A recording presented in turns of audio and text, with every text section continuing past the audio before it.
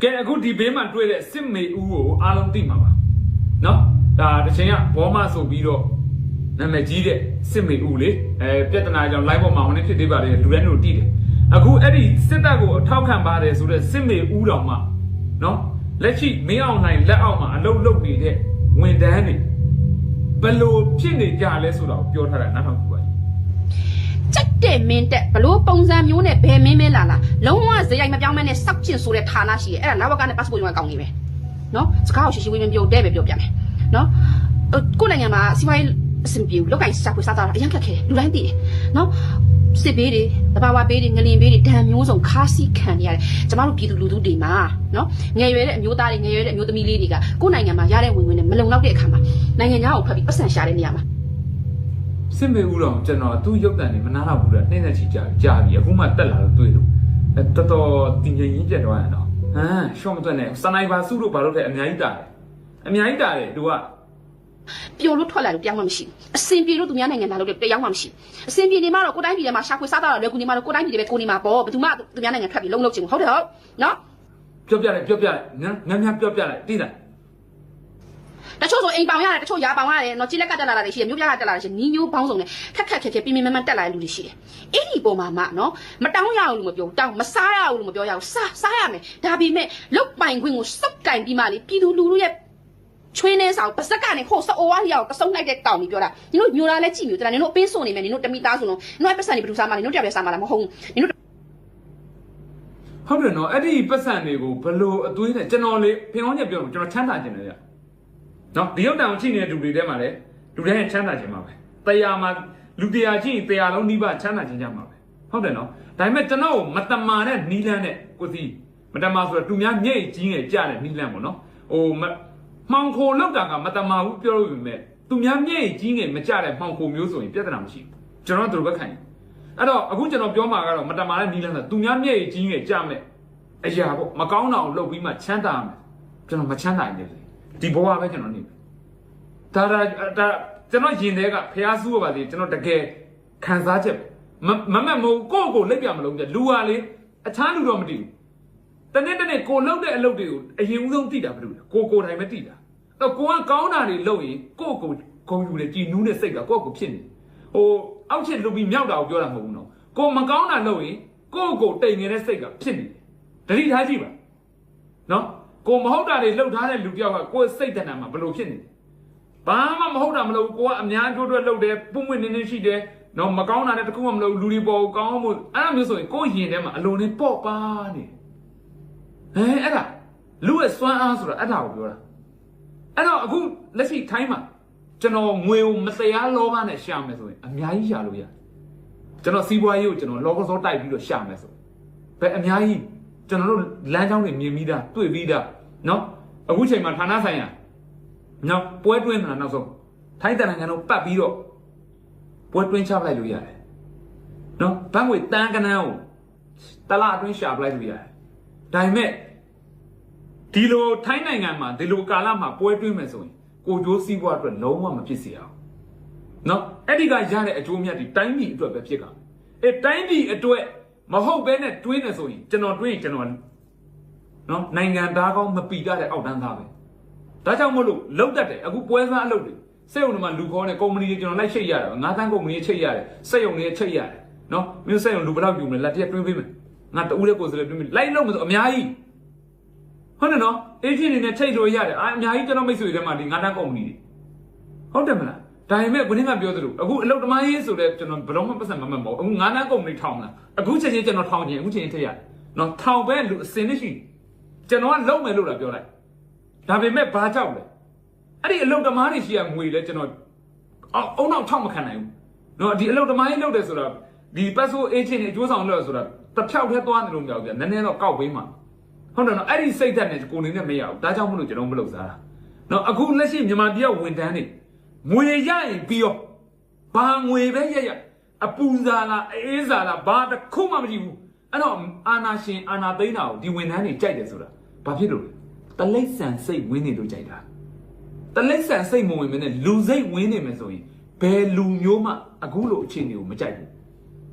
A gulo meal like Anna, they now, Jadasui, Eddie Cow Maha. The Pepperma, သူ့ကိုကြိုးစည်းပွားရနေလို့အချောင်နှမဖြစ်နေလို့နော်တူများမျက်ရည်ကြီးငယ်တူများဒုက္ခရောက်မှမျိုးကြတဲ့လူမျိုးဖြစ်နေလို့နော်အောက်တန်းစားတွေပဲလားတလိမ့်ဆန်စိတ်ပေါက်နေမှရမှာပြန်ကြည့်ပါမိသားစုလုံးစားမှာတိလားနော်တိလားမတထားရေးစားချက်စားအမ်ဘတ်ဆုပ်ကုန်မယ်နော်အပင်းဆုပ်ကုန်မယ်တိလားနော်ဘာလဲဆိုလို့ရှိရင်မြန်မာပြည်မှာစစ်ဖြစ်တဲ့နေရာတွေရှိတယ်ကွယ်စင်မပြေတဲ့နေရာတွေရှိတယ်ဆိုရှင်အိုးအိမ်လုံးဝမရှိတော့တဲ့လူတွေရှိတယ်နင်တို့တိလားနင်တို့ကြားလားအဲ့ဒီလောက်ကအကောင်တွေကြားလားနင်တို့တိပါပါနင်တို့မြင်လဲမြင်ပါပါနော်နင်တို့မှာအတိကနင်တို့မှာမရှိတာကိုချင်းစာစိတ်နင်တို့မှာမြင်လဲကြားနင်တို့မှာကိုချင်းစာစိတ်မရှိဘူးတိလားနော်လူတိုင်းကိုပြောတာမဟုတ်ဘူးနော်လူတိုင်းကိုပြောတာမဟုတ်ဘူးတော်တော်များများစိုးဝါးနေတဲ့ကောင်ကိုပြောတာတချို့တွေမှာနော်မှတ်ပုံတွေရှိတယ်အိမ်အောင်စရာမရှိတော့ဘူးတချို့တွေမှာအိမ်အောင်စရာရှိတယ်တချို့တွေမှာမှတ်ပုံတွေမရှိဘူးအဲ့တော့လိုအပ်တဲ့ချက်ကလေးတွေအသက်ကလေးတွေလိုတိုးပူလျှော်လေးလောက်တဲ့နေရာမှာနှစ်ဖက်နားလည်မှုလေးတွေနဲ့မျက်မျက်တက်တာလေးနဲ့လုံနေကြတဲ့အပေါ်မှာတော်ရုံတစ်ဖြစ်မဲ့စားပေါ်မတရားတစ်ဖြစ်နော်တကယ်လူရင်းဌာနကိုမရောက်သေးဘူးဒီဌာနပြီးဟိုဌာနပြီးဒီဌာနရုံးထဲကမရောက်ဘူးပတ်စံ၄သိန်းလောက်ကုန်နေပြီအစင်းလောက်စားနေကြတာဒီနားမလဲတဲ့ပြည်သူလူထုပေါ်မှာနားလဲပါရိုက်မှာလောက်စားနေကြတာနော်အဲ့တော့ဒီ passport စာအုပ်လေးတအုပ်ရဖို့နိုင်ငံခြားကိုထွက်ရဖို့ဒီဌာနမျိုးစုံကိုပတ်စံအမျိုးမျိုးပေးပြီးမှနော်မျိုးစုံသောပွဲစားတွေကိုအစင်းကြော်ဖြတ်ပြီးမျိုးစုံသောဌာနတွေကိုအစင်းကြော်ပြီးတော့ဒီပြည်သူတွေမှာမရှိရှိတဲ့ကြားတွေကနေပြီးတော့နော်သူတို့မျိုးဖို့စိုးဖို့မတရားတစ်ဖြစ်တောင်းမြောက်ပေးရတာနည်းနည်းလေးကြည့်ကြပြီးလုပ်ကြပါဦးနော်လူဝင်မှုကြီးကြပ်ရေးဌာနကလူကြီးမင်းများလဲအောက်ခြေကိုတစ်ချက်လောက်ငုံကြည့်ကြပါအောင်ပြည်သူလူထုရဲ့ဒုက္ခလေးကိုနည်းနည်းလေးငုံကြည့်ကြပါအောင်တောင်းလို့ရပါတယ်စားလို့ရပါတယ်ဒါပေမဲ့မျက်တက်တာလေးရှင်လဲလျှောက်တာပြားလဲဆွဲတာလေးလောက်ကြပါနော်ခံကြပါနော်ဒါသူ့တော့ဘောမပဲမဲ့ကျွန်တော်အမြဲပြောသလိုပေါ့ဒါမျိုးဘောမစမ်းပါနော်ဘောမတွေဟာဒီလိုမျိုးမှားရင်မှားတယ်မှန်ရင်မှန်တယ်လားပြန်ပြောနိုင်တဲ့ရက်တီချက်နဲ့ဘောမမယ်ဆိုကျွန်တော်တို့နိုင်ငံရေးလုပ်เสียအကြောင်းမရှိဘူးလွတ်ပေးထားလိုက်ရုံပဲဟုတ်တယ်မဟုတ်လားအဲ့ဒါမျိုးဘောမစမ်းပါနော်အခုစစ်မေဦးပြောရစီအမှန်တွေပြောရတာသူဒါမျိုးပြောတာကျွန်တော်တို့လက်ခုပ်တီးပေးလိုက်မယ်ဝင်းရံပေးလို့ဝင်မလေးဘူးကျွန်တော်တို့နဲ့တို့ဟာဘက်ချင်းမတူတော့ရန်သူဖြစ်နေပြီစီဒါပေမဲ့ရန်သူကအမှန်ကိုလုပ်ပြောရင်အမှန်ကိုလုပ်ရင်ကျွန်တော်တို့ထောက်ခံပေးရနော်အဲ့တော့ဘောမတွေအခုလက်ရှိဖြစ်နေတာမဟုတ်တာကိုဟုတ်ပါတယ်ဟုတ်ပါအောင်မဟုတ်တာကိုပြောနေကြလို့ကျွန်တော်တို့တွေအပြန်ပြောနေရတာဒီလိုမျိုးဘောမစမ်းပါအမှပြည်သူရဲ့ဘောမတွေအမှစစ်မေဦးချီကျွေးရမယ်ကြည့်နော်ဒါရှစ်ခစ်ကတည်းကရုပ်ပြပြီးတော့စစ်တပ်ကိုထောက်ခံခဲ့တာအခုချိန်ထိနော်အကောက်တုနဲ့တူထောက်ခံခဲ့တာမဟုတ်ဒါပေမဲ့ပြောထိုက်တာတူထွက်ပြောတယ်ဘောမတွေကိုကျွန်တော်ဖြစ်စေချင်တာအဲ့လိုမျိုးဆိုလို့ရှိရင်ဘုရင်ကပြောသလိုတစ်ဖက်မှာဖြစ်ချင်တိုင်းဖြစ်တော့တာအခုကငါတို့အဖဘာလို့လက်ခုပ်တီးရဲဆိုတွားပြီဗောအကုန်ပြည့်စည်ခြင်း၅ပါးတိုင်ပြီဗောဟုတ်တယ်မလားအဲ့တော့နိုင်ငံသားထွက်လာဖို့အတွက်ကိုတရားဝင်ပတ်စပို့ရဖို့အရေးကိုเนาะအခုလူလူတွေမှာဘယ်လိုဖြစ်နေလဲဆိုလို့ရှိရင်เนาะဟိုလူလည်းကြောက်ရဒီလူလည်းကြောက်ရမလောက်ကြပါနဲ့ကိုယ်နိုင်ငံသားချင်းနိုင်ငံတိုးတက်တာကိုလိုချင်တယ်လူမျိုးတွေအစ်စ်မျက်နှာလိုချင်တယ်ဆိုလို့ရှိရင်ဟောဒီအောက်ခြေဌာနကကျင့်ပြက်စီးပြက်ကန်းပြက်မတရားသဖြင့်မျိုးစို့နေတဲ့ကောင်တွေကိုအရင်ရှင်းမှရမှာเนาะရှင်တို့တွေအဲ့ခုနေ့ကပြောမလို့ကျွန်တော်အဓိကပြောချင်တဲ့အချက်ကเนาะအခုလက်ရှိပြည်တွင်းမှာဌာနဆိုင်ရာအဲ့လိုလောက်တာခံနေကြရတယ်မလားဟုတ်ပါတယ်နော်အခုမစစ်မေဦးပြောရတာဟုတ်တယ်နော်ကောင်းလားမကောင်းဘူးလားမကောင်းလဲခံကြအဲ့ဒါဒီအစိုးရ9နှစ်မှာအဲ့လိုဒုက္ခခံရမှုလားရှိလားအခုစစ်မေဦးပြောရတဲ့လာဝကဝန်ထမ်းတွေဖြစ်နေတဲ့ပုံသဏ္ဍာန်ဒါသူပြောတာအမှန်ပြောတာသူကလေးကပြောတာမဟုတ်ဘူးနော်ဒါတကယ်ပကတိအရှိအမှန်အောင်ပြောတာဒါပေမဲ့အဲ့ဒါဒီအစိုးရ9နှစ်မှာအဲ့တလူမျိုးဖြစ်လားထိုင်းကနေပြန်ပြီးတော့လာဝကရုံပုံစံထုံးစံတိုင်းပေါ့လက်ထိုးဖို့လုပ်တော့လုံးဝပတ်စံမယူရဲလို့လေနော်ကျွန်တော်မိတ်ဆွေတယောက်ပြောတာဟာကိုစီတခါမှမတွေ့ဘူးတဲ့တက်နဲ့တကိုးတဲ့NLDဆိုတဲ့လက်ထက်ကပြန်ဝိုင်းမှောက်တော့ပတ်စံ3000ပေးတယ်ကြောက်လို့လုံးဝမယူရဲဘူးနော်ဆက်ဆံတာနဲ့ပြားနေရောလူတဲ့ဟုတ်လားမဟုတ်ဘူးလားကျွန်တော်အခုပြောတဲ့စကားဟိုတန်ယုံနေရောNLDအစိုးရလက်ထက်ကဆက်ဆံလူထုကိုဆက်ဆံပုံနဲ့အခုလက်ထက်ဆက်ဆံပုံရက်ွက်အုပ်ချုပ်ရေးမူယုံနေNLDအစိုးရလက်ထက်ကခမားတို့ပြည်သူကိုဆက်ဆံပုံနဲ့အခုဆက်ဆံပုံရက်ွက်တွေကရဲနေခမရတို့ရက်ွက်တွေကပြည်သူတွေကိုဆက်ဆံပုံနဲ့အခုဆက်ဆံပုံNLDအစိုးရလက်ထက်နဲ့အခုလက်ထက်ဘလောက်ကွာသွားလဲအဲ့တော့ကိုလိုချင်တဲ့အခွင့်အရေးကိုယ့်ရဲ့လွတ်လပ်ပိုင်ခွင့်ကကိုယ်တိုင်တိုက်ယူရတာအဲ့ဒါလေးကိုသိစေချင်တော်လှန်ရေးအတွက်တိုက်နေကြတာအလဲဟတ်တဲ့ဖင်ရလို့အုံနောက်မဲ့လို့တိုက်နေကြတာမဟုတ်ဘူးအဲ့ဒါလို့အခွင့်အရေးတွေအပြည့်အဝပြန်ရဖို့အတွက်အတက်တွေစွန့်နေကြတာဗျနော်အဲ့ဒါကိုမင်းတို့တော်လှန်ရေးသမားတွေကဆိုတော့ဟာတခါကျရင်လေဘလို့ကျွန်တော်နာနေနာမှမသိဘူးမသိမင်းတို့တော်လှန်ရေးသမားတွေကဆိုတော့ဒီတော်လှန်ရေးကကိုတွေကစောက်ပေါ်တွေစောက်ယူတွေလုံချင်တဲ့ရှောက်လုံနေရတယ်လို့ကချော်ချွတ်ပြေဝိုင်းပေးရမှာအသက်ဘလောက်ရင်နာမကောင်းတာတချို့တွေပြောတဲ့စကားတွေ ဒါပေမဲ့သူတို့မတည်ဘူးနော်ဒီလိုမျိုးခံရကြည့်အတန်ထွက်လာကြအောင်အဲ့တော့အဲ့ဒီလိုခံစားမှုမျိုး NLD အစိုးရလက်ထက်မှာခံရကြတာအေးအဲ့ဒါ NLD အစိုးရလက်ထက်ကလေအာဏာမရောက်လိုက်ရှိမှမရှိခဲ့တာနော် NLD ဟာ9နှစ်ကအုပ်ချုပ်ခွင့်ရတာမဟုတ်ဘူးတာဝန်ယူခွင့်ပဲရခဲ့တာကာကွယ်ရေး20ရေးကပြည်ထောင်ရေးဝန်ကြီးဌာနအဲ့ဒီဝန်ကြီးဌာန3ခုကကာကွယ်ရေးနဲ့ပြည်ထောင်ရေးဆိုတာဒါ20ရေးကပါတာပေါ့ဒါနိုင်ငံတစ်ခုရဲ့ဩဇာတိတ်ကမှအကြီးဆုံးဝန်ကြီးဌာနနော်နိုင်ငံရဲ့အချုပ်အခြာဟိုစုပ်ကိုင်ထားတဲ့ဝန်ကြီးဌာနအဲ့ဒီဝန်ကြီးဌာန3ခုလုံးကမင်းအောင်လှိုင်ရဲ့တိုက်ရိုက်ကုတ်ကဲအုပ်ချုပ်ခဲ့တာ NLD အစိုးရနောက်ဆုံးဒီရကာကွယ်အတုံးစရိတ်ဆိုပြီးတော့ဘတ်ဂျက်ခွဲပေးရတယ်နော်ပြည်သူ့ဘဏ္ဍာတွေစုထားဆောင်းထားတာအဲ့ဒီခွဲပေးလိုက်တဲ့ငွေကိုကျူလှစောက်ခေါမှနော်သူ့ဟာပဲရွှေကွတ်လိုက်လားသွားစစ်ပိုင်ခွင့်တော့မရှိဘူးအဲ့တော့လည်းစဉ်းစားကြည့်ဒါပေမဲ့ NLD အစိုးရလက်ထက်မှာအခုလာဝကအခုစစ်မေဦးပြောသွားသလိုလာဝကတွေဖြစ်လာအေးအခုအဲ့ဒီခွင့်ရေးမရတော့ဘူးမလားအဲ့တော့ဒီခွင့်ရေးကိုပြန်လိုချင်ရအောင်ပြန်တော့ရအောင်ပြန်တိုက်မလိုချင်ဘူးဆိုရင်ကိုယ်နဲ့မဆိုင်လို့နေကြဒါပဲအားတွေကိုလေလူကြီးတွေကမသိချင်ရောင်ဆောင်လစ်လူရှုပြီးမှလေနင်ပြောဦးမယ်သူတို့ကပြောသေးတာကျွန်တော်တို့တောင်းတာကျွန်တော်တို့ကြီးစားတာမဟုတ်ပါဘူးဟိုအထဲအကောင်ကြီးတွေစားတာပါတယ်နင်တို့မရှက်ဘူးလားဘယ်နိုင်ငံမှာမှမရှိတဲ့လောက်ရက်တွေနော်လူကြီးတွေလည်းအဲ့ဒါတစ်ချက်လောက်ငုံကြည့်အောင်ပြောရနော်ဒါစစ်မေဦးကတကယ်ဘောမှကြီးတာအခုစနိုက်ပါစုတို့ဘာတို့မနေ့တနေ့မှပေါ်လာတဲ့ဟိုင်လောက်သူတနာတယ်နော်တကယ်သူဆိုရင်ဒါဘောမှဘယ်နှစ်နှစ်ရှိနေပြီဟုတ်တယ်နော်ဒါပေမဲ့ပြည်ပမှာနိုင်ငံမှာနေသွားလာနေထိုင်တဲ့လူတယောက်တဲ့အကြမ်းအမြင်ဘဝတုတ္တဟာဘလောက်ပဲဘောမှဖြစ်နေပြီတွေ့သွားပြီသူများနိုင်ငံတွေရဲ့အဆင့်အတန်းလူနေမှုနော်လူဟန်နေပြည်သူအုပ်ချုပ်ပုံတွေဘလောက်ပဲဖြစ်အခုသူပြောတာဒါတူဒီအမှန်အောင်သိလို့သူပြောတာဒါပြည်တွင်းဟာတွေကြတော့ပါတယ်ကျွဲချီရဘောတမနေပြီးတော့အမှဘာလို့မှန်လဲဆိုတော့ဟာအဲ့တော့ဘောမှနေတူတော်မှပြည်တွင်းဘောမှနဲ့ပြည်ပဘောမှဘာကွာလဲဆိုတာအဲ့ဒါအကြမ်းအမြင်ဘဝတုတ္တတွေကစကားအများကြီးပြောရတယ်ကြားရင်လည်းကြားသလိုလေးအေးအေးယူကြမြင်ရင်လည်းမြင်သလိုလေးပြုတ်ပြင်ကြနော်ကြားတယ်မြင်တယ်မသိညောင်ဆောင်နေငါတို့မိသားစုပဲစားရပြီးတာပဲအဲ့လိုမျိုးမနေကြနဲ့ပြည်သူလူထုမြစ်တာစူးလိမ့်မယ်တိလားအဲ့လိုပြောလို့ငါ့အောင်လာပြီးအနီလေးစိတ်ကြီးလာမပြောနဲ့ငါတို့တာမန်လူတယောက်ပဲဒါပေမဲ့ငါတို့ကနိုင်ငံကိုလည်းချစ်တယ်နော်ဟိုလူမျိုးကိုလည်းငါတို့ကချစ်တယ်တိလားနိုင်ငံကိုအားနဲ့ဆဲဆူနေတဲ့ထဲမှာငါတို့မပါဘူးလူမျိုးနဲ့နိုင်ငံကိုလေအရင်အစ်စ်မြင့်စီခြင်းတဲ့ထဲမှာငါတို့ပါတယ်တိလားအခုကလေလုံလုံကဲကဲဖြစ်နေလို့ပြောတာနောက်လို့ပြောတော့ဘာပြောမှလဲနင်တို့အဲ့လိုမျိုးအစ်စ်မပေးချင်ဘူးဆိုလို့ရှိရင်တဲ့မမုံနေတို့အိမ်အောင်စုစရာတို့အချက်လက်ကိုလေစုံအောင်ယူခဲ့တယ်ဟဲ့ဘသူမစုံမပေါင်နေတော့အိမ်အောင်စုစရာတို့အချက်လက်လိုချင်အပြည့်စုံနဲ့နေချင်ကြတဲ့လူချင်းနင်တို့မှတ်ပုံနေလောက်တာတော့မှလွယ်လို့လားမြန်မာအဖေမေဗုဒ္ဓဘာသာအဖေမေကမွေးလို့မြန်မာမှတ်ပုံနေလောက်တာတော့မှဌာနအစင်းစင်းကမျိုးစုံငက်ကြီးကြတာပြီးဟိုသွားဟိုဝါပြီးဒါလုံးနဲ့အဲ့စာရွက်တရွက်ထွက်လာဖို့အရေးကိုဘလောက်ထိဘယ်နည်းရဲ့စောက်ရစ်တွေရှင်းနေတော့နင်တို့သိလားလာဝကအကောင်ကြီးဟမ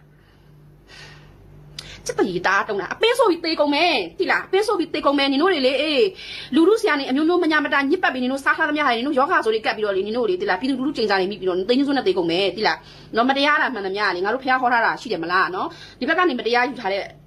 ထားသမျှဟာရဟိုဘက်ကနေပြီးမတရားလေးနဲ့ပြန်ထွက်သွားတာပဲအဲ့တော့လေနိုင်ငံနဲ့လူမျိုးရဲ့မြစ်တာကိုရယူဖို့လူထုရဲ့မြစ်တာကိုတိန်းကျုံခံယူဖို့ဆိုတာလေလော်ဘီတွေငှားနေစရာလည်းမလိုဘူးဆယ်လီဒီငှားပြီးပြောစရာလည်းမလိုဘူးเนาะကိုချင်းစာတရားလေးပဲထားပေးလိုက်เนาะဟုတ်ပြီလားဒီလူတွေကိုအစင်ပြောင်းတာလုပ်ပေးလိုက်နိုင်ငံကိုပုံကံပြီးထွက်သွားတာလည်းမဟုတ်ဘူးရာဇဝတ်မှုကျူးလွန်ပြီးမှပြည်ထွက်ပြေးတာလည်းမဟုတ်ဘူးမိသားစုစောင်းဝင်နေအစင်မပြေကြလို့နိုင်ငံခြားကိုထွက်ပြေးအလုပ်လုပ်ကြတဲ့အပေါ်မှာเนาะမလို့အပ်တဲ့စီကန်းတွေအရန်ဖောင်းပွားလို့လူလည်းမလေးစားဘူးထိထိရောက်လည်းမလုံနိုင်ဘူးအပေါ်ကစီကန်းတစ်ခုချလိုက်အပေါ်ကနေပြီးတတ်မှတ်ချက်တစ်ခုချလိုက်အောက်ကနေပြီးတော့လှုပ်ရှားတဲ့လူတွေကဂွင်အစ်စ်တွေးလိုက်အမျိုးမျိုးသောเนาะပြပထွက်မဲ့လူတွေနဲ့ပြပရောက်ပြမြန်မာတွေမှာလေခါစီပြီးမှခံနေရတယ် passport ရောင်းကောင်းနေအဲ့လောက်ကအကောင်းနေနင်တို့ချစ်ချက်ပြီးလောက်ကြတိလားเนาะအဲ့လိုပြောလို့ငါပြန်လာရင်လည်းလေစိတ်ကထိုင်ရင်လည်းဖန်ကားပျော်ပျော်ကြီးထောင်ထဲဝင်ပေးလိုက်မယ်เนาะတမျိုးသားလုံးအတွက်ပြောတာလူထုအကုန်လုံးအတွက်ကိုပြောတာအစင်ပြောင်လုပ်ပေးကြပါเนาะအခုမြန်မာနိုင်ငံသူနိုင်ငံသားတွေပြပရောက်မြန်မာနိုင်ငံသားကိုမိပါရင်ကိုတိုင်းပြည်ကိုပြန်ချင်တာတော့ပြန်လို့မရအောင်လွယ်တူတိလားဘာလို့လဲအမျိုးမျိုးသောဥပဒေတွေထုတ်နေလို့ခက်ခဲတွေပြန်ဖို့တော့မှတန်ရုံးကနေခွင့်စာယူရအောင်ပါနိုင်ငံခြားရောက်နေလူတိုင်းကအားနေရမဟုတ်ဘူးတိလားပြီးလို့ရှိရင်လည်းသူများနိုင်ငံလိုမျိုးအခုလို electric ဒါကြောင့်မလို့ငါတို့ပဲအေးတယ်တိလားဘာခွင့်စားမှလည်းမလို့ပြန်လည်းမပြန်ဘူးအာယုံလည်းမလာဘူးဟမ်ကိုလို့ရှိရလောက်တာပဲဟုတ်တယ်မလားတော့ဒီတိုးတက်နေတဲ့ခေတ်ကြီးလိုမျိုးနော်ဖုန်းထဲကနေပြီးတော့ဒီ online ကနေပြီးအစင်းစင်းလောက်သွားလို့ရတာမဟုတ်ဘူးလူကိုယ်တိုင်သွားမှတခုတကလောနိုင်ငံခြားလူတွေအားရမနေဘူးတိလားသူများနိုင်ငံမှာအသက်ထောင်ရှာဖွေမှလောက်ခိုင်းပြီးစားတောင်းနေရတာတိလားနော်အဲ့တော့လေ ဒီလာဝကနဲ့ပတ်သက်တဲ့ဆိုင်ရာစကားတွေဘာလို့တိတ်ပြီးတော့ငါတို့ကြီးကြီးကျယ်လည်းမပြောတတ်ဘူးတာမန်ရဲသူဆိုတော့လေနော်ပွပွလေးလေးမပြောတတ်တယ်ဌာနဆိုင်ရာလူကြီးမင်းတွေမြန်မာနိုင်ငံရဲ့လူမြန်မာနိုင်ငံပြည်သူပြည်သားတွေအစ်မြင့်စေခြင်းနဲ့တိုးတက်စေခြင်းနဲ့နိုင်ငံကြီးနဲ့တိုးတက်စေခြင်းနဲ့လူမျိုးကိုလည်းမြင့်စေခြင်းနဲ့ဆိုလို့ရှိရင်ဒီအောက်ခြေကနေမတရားသဖြင့်လူထုကိုလေစိတ်ဆင်းရဲအောင်အမျိုးမျိုးညှဉ်းပန်းနှိပ်စက်နေတဲ့အကောင်တွေကိုစင်ကြည့်ပါဦးနော်ထူးထူးတွေစုံစမ်းနေကြမလို့ဝင်ဝင်ချင်းချီညင်တယ်နော်ကြားမှာပါမြင်မှာပါသိမှာပါနော်အဲ့တော့နည်းနည်းပါးပါးလေးတတိပေးလိုက်အောင်စောက်ချိုးလေးတွေပြင်ဖို့ရနည်းနည်းလေးပဲအများကြီးမလို့ကိုချင်းစာစိတ်လေးထားပြီးစာနာစိတ်လေးထားပြီးကြစမ်းပါနော်အဲ့တော့ဟိုလူကတသိန်းတောင်းလဲမရှိရှိတဲ့ကြားနေပေးရတာစိတ်ချမ်းသာလို့ပေးရတဲ့ပတ်စံမဟုတ်ဘူးမလွဲမကင်းတာလို့စိတ်ဆင်းရဲလို့ပေးရတဲ့ပတ်စံနင်တို့လည်းမျိုးရတာအမျိုးမဖြောင်ဘူးတိလားနင်တို့လည်းမျိုးရတာအမျိုးမဖြောင်ဘူးတိလားနော်ဘာလို့လဲသူများကြည့်ပြပေးတာမဟုတ်ဘူးလေလေစိတ်ကကောင်းကြံသေးတယ်နော်လေစိတ်ကကောင်းကြံသေးတယ်သူများနိုင်ငံခြားကနေပြည်မမနဲ့လှုပ်လှုပ်ပြီးပြန်လာတာကိုတိုင်းပြည်ကိုအမိညီကိုရဲ့အမိညီကိုမွေးဖွားရစာတိရင်ဝင်ကိုပြန်လာတာဘာပြစ်မှုမှကျူးလွန်ခဲ့တာလည်းမဟုတ်ဘူးနော်မတရားသဖြင့်နဲ့စီးပွားရှာလာတာလည်းမဟုတ်သွေးနဲ့ချွေးနဲ့ခွန်အားနဲ့ရုန်းကန်ပြီးနိုင်ငံတော်ကိုတရားဝင်အခွန်ဆောင်ပြီးလုပ်နေတဲ့ဒီပြပလို့သမားတွေပြန်လာရင်လေစိတ်ကနေစီးပြီးတော့မလို့အဖက်နဲ့ပတ်စံတောင်းနေတာဘာအတွက်လဲဘာလို့နင်တို့ပေးနေရမှာလဲအာရဟမ်တောင်းလာတာမှမြန်မာငွေမဟုတ်ဘူးတော့နိုင်ငံခြားငွေဒေါ်လာမှတိလားဒေါ်လာမှမလေးနော်မရှိဘူးလားဘယ်နိုင်ငံမှမရှိတဲ့ဟာတွေနော်စောက်ကျိုးနိုင်ငံနဲ့တွေ့လဲစောက်ကျိုးမရှိတာလူထုနဲ့တိုင်းပြည်တွေ့လဲစောက်ကျိုးမရှိတဲ့ဟာတွေတို့ဒီလိုကောင်မျိုးတွေကိုလေပြောရတာအမှန်လေးပဲနော်အဲ့တော့ဒါနိုင်ငံလေစိတ်မှနေပြီးတော့မျက်စိနဲ့ကျွန်တော်မြောင်ပြရဒီနေ့တော့ဒေါ်လာဘယ်လောက်ရတယ်ဒေါ်လာ100ရတယ်ဒေါ်လာရတော့အဲ့ဒီပုံမှာလောဘဒီနေ့ဘယ်လောက်ရမလဲဝင်ကောင်းလားဘယ်သူတွေဝင်လာမလဲဘယ်လိုပတ်စံများများရမလဲဘယ်ကောင်ရစ်ကကောင်းလဲတဲ့ဒါပြက်ဘာသာရေးရကြည့်စမ်းလူမှုရေးရကြည့်စမ်းဘယ်လောက်နှိမ့်ညနေအဲ့လူတွေဘွားဟမ်အဲ့ဒီလေစိတ်မှာအဲ့လိုတောင်းနေတဲ့လူတွေကိုယ့်ကိုယ်ကကြည်ညိုသေးရလားတေချာပြန်ကြည့်ပါမတွေးမိလို့တာနေနေလိုက်မယ်အခုကျွန်တော်တွေးတယ်လို့တွေးလိုက်ကြည့်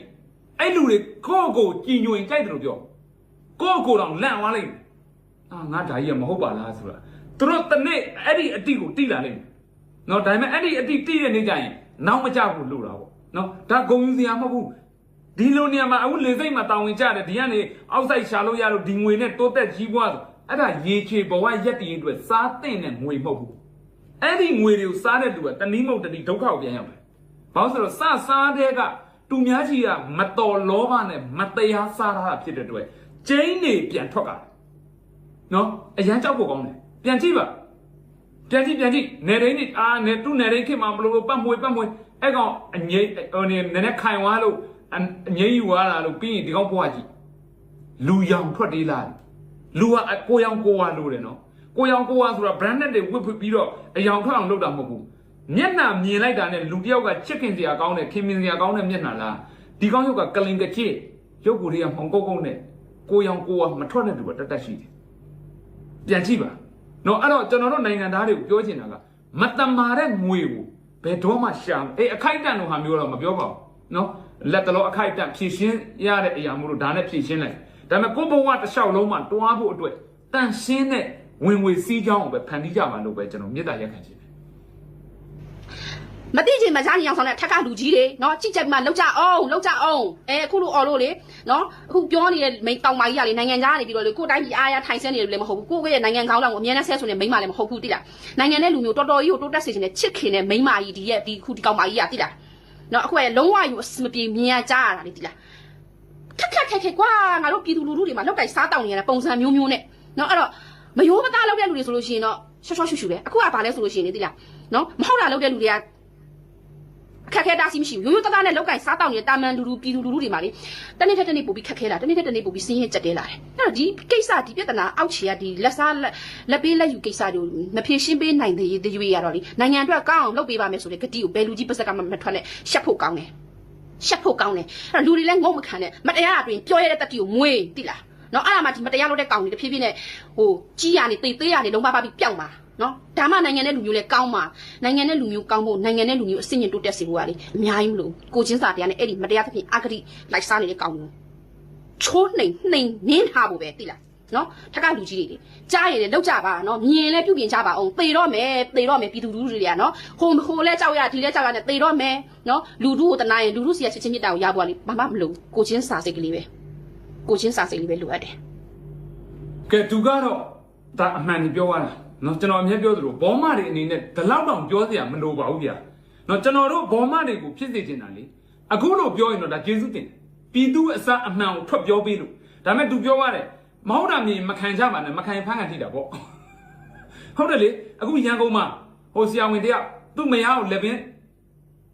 အုပ်စုလိုက်ဖွဲ့ပြီးတော့လဲလီတက်ပလိုက်တယ်နော်ဒါကိုလှလုတ်တဲ့တရားခံနဲ့တည်တဲ့ CCTV မှတ်တမ်းတွေလည်းရှိတယ်ရဲကမဖမ်းပေးဘူးမဖမ်းပေးဘူးဆိုတော့လက်ရှိတောင်ဝင်ထမ်းဆောင်နေတဲ့စစ်ဗိုလ်ချုပ်ရဲ့သားသမီးတွေဖြစ်နေလို့ကဲမဖမ်းပေးတော့အဲ့ဒါကိုပောက်ကွဲပြီးတော့ line ပေါ်မှာတင်ပြောတယ်သူပြောတာလည်းအမှန်ပဲအခုလို့သူပြောသလိုပေါ့မဟုတ်မခံနဲ့ဆိုတော့မဟုတ်မခံပြောတာလာဖမ်းသွားပြီးပါသွားပြီးဘာလို့မလဲစစ်ကြောရေးမကူတော့ထုကန်တီးလို့ share ရအောင်ရှိသေးလားမသိဟမ်အဲ့လောက်မတရားပြုတ်ကျင့်နေတဲ့ကောင်တွေအဲ့ဒါဒီလိုကောင်မျိုးတွေကိုတော်လှန်ကြတာတော်လှန်နေတဲ့ဒူမှာအပြစ်ရှိတာအခုလူကြီးတွေဘာဖြစ်တယ်ညာဖြစ်ပြောအဲ့လူကြီးတွေပါမျိုးစို့နေလို့အောက်ကကောင်တွေခိုးရတာလေအပေါ်ကလူကြီးမမျိုးစို့ပဲနဲ့အောက်ကဘယ်ကောင်မှမခိုးရဘူးအဲ့ဒါဒီ9နှစ်ကိုပဲကြည့်အများကြီးမကြည့်နဲ့အဲ့တော့ဒီတိုင်းပြည်မှာတော်လှန်ရေးလုပ်နေရတာစစ်တပ်ကြီးကိုမုံလို့စစ်သားတွေအားလုံးသေဖို့နော်အကောင်အပြောင်ရှင်းဖို့မဟုတ်ဘူးဒီလိုစနစ်မျိုးတွေဒီလိုလုပ်ရမျိုးတွေဒီတိုင်းပြည်မှာမရှိဖို့အတွက်တော်လှန်ရေးသမားတွေတော်လှန်ရေးလုပ်နေတာဒါပဲရိုးရိုးရှင်းရှင်းလေးပဲနော်ကျွန်တော်တို့တော်လှန်ရေးဆိုတာအဲ့ဒါလူတွေသေဖို့အတွက်တော်လှန်ရေးអော်တာမဟုတ်ဘူးအေးဒါပေမဲ့သေရတဲ့ကောင်တွေထွက်ခက်ဆိုပြီးတော့စပစ်တာဘယ်လိုပစ်တာလဲပစ်တဲ့အတွက်ဒီပြစ်ခတ်မှုတွေနဲ့ဒီလိုမျိုးတွေးချောင်းစီးနေကြတာအဲ့တော့ဘယ် PDF မှာဘယ်တော်လှန်ပြည်သူမှအခုလိုတိုင်းပြည်တွေးချောင်းစီးတဲ့အလုပ်ရက်ကိုမဖြစ်စေချင်ဘူးနော်မှန်ကန်တဲ့စနစ်တွေလာရကြည့်အခုချက်ချင်းကိုယ့်အိမ်ကိုပြန်မဲ့လူကြီးပဲရှင်းရှင်းလေးနော်ဒါပေမဲ့အခုဘောမှဆိုရင်ကျွန်တော်ကအရန်ရှင်တယ်ကျွန်တော်အမြဲပြောသလိုပေါ့